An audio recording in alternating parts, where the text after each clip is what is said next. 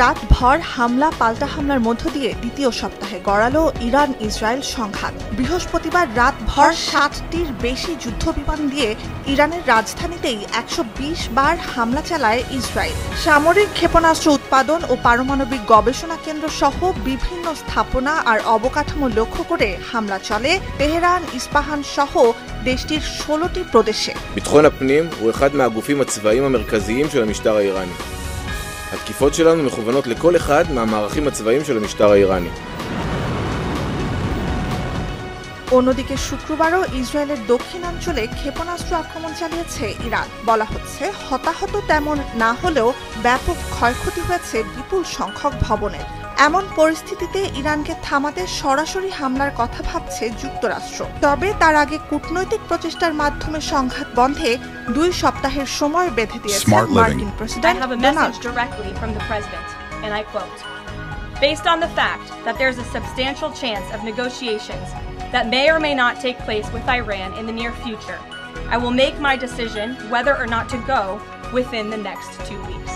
প্রতিক্রিয়ায় ব্রিটিশ সংবাদ মাধ্যম বিবিসিকে দেয়া সাক্ষাৎকারে ইরানের উপপররাষ্ট্রমন্ত্রী সাইদ খতিবজাদের হুঁশিয়ারি, ইরান আক্রমণে ইসরায়েলের সাথে যুক্তরাষ্ট্র যোগ দিলে তা পুরো মধ্যপ্রাচ্যকে নারকীয় পরিস্থিতির দিকে ঠেলে দেবে। তিনি বলেন, এটি যুক্তরাষ্ট্রের যুদ্ধ নয়, তাও এ যুদ্ধে জড়ালে ইতিহাসের খলনায়ক হয়ে উঠবেন ট্রাম্প। ইরানের হুমকিতে এরই মধ্যে কাতারের একটি বড় মার্কিন ঘাঁটি থেকে হারকিউলিস C-130 সহ 40টির বেশি সামরিক বিমান সরিয়ে নিয়েছে পেন্টাগন।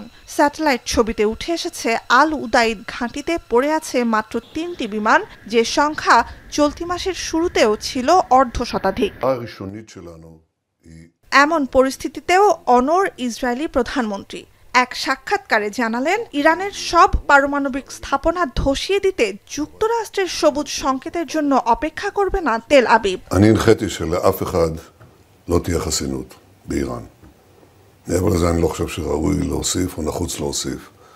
אני חושב שצריך לתת... ইরান ইসরায়েল সংঘাতে যুক্তরাষ্ট্রের সম্পৃক্ততা চান না খোদ মার্কিন নাগরিকরাও। ইকোনমিস্ট ইউগভ জরিপ বলছে, প্রেসিডেন্টের সিদ্ধান্তের সমর্থন নেই 60% মার্কিনীর।